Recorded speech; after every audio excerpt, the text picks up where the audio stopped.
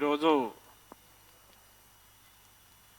సామాజిక ఉద్యమాలకు ఒక ఊపిరై 30 సంవత్సరాలు ఎడతెగని పోరాటాలు చేసిన మందకృష్ణ మాదిగ గారి మరియు యావత్ మాదిగ జనాల యొక్క మాదిగ ప్రజలు, విద్యార్థులు, మేధావులు, ఉద్యమకారులు అందరూ కలిసికట్టుగా ఎడతెరిపి లేకుండా పోరాటం చేసిన తమ యొక్క కోరికలకు అనుకూలంగా 30 సంవత్సరాల సుదీర్ఘ పోరాటానికి తెరదింపిన డైనమిక్ ముఖ్యమంత్రి శ్రీ యనమల రేవంత్ రెడ్డి గారికి యావత్ మాదిగ ప్రజల తరపున మేము కృతజ్ఞతలు తెలియజేస్తున్నాము.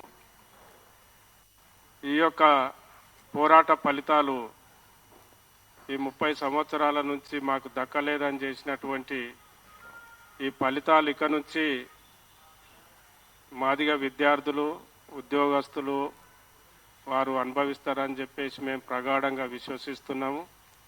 ఏదైతే నిన్న తీర్మానం చేసినరో మరి భారతదేశంలో ఎన్నో సమస్యలు ఉన్నాయి.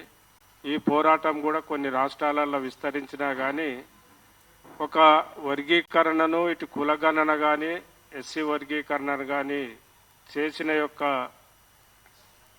పేరు ప్రతిష్టలు చిరస్థాయిగా యనమల రేవంత్ రెడ్డి గారికి మరియు ఈ ప్రభుత్వానికి మిగులుతుందని మేము నమ్ముతున్నాము. దీనికి మేము కృతజ్ఞతలు తెలియజేస్తున్నాము. ఈ మధ్యలో నిన్న చేసినటువంటి వర్గీకరణకు కొన్ని విషయాలలో ఇంకో సరిగా లేదని చెప్పేసి అంటున్నారు.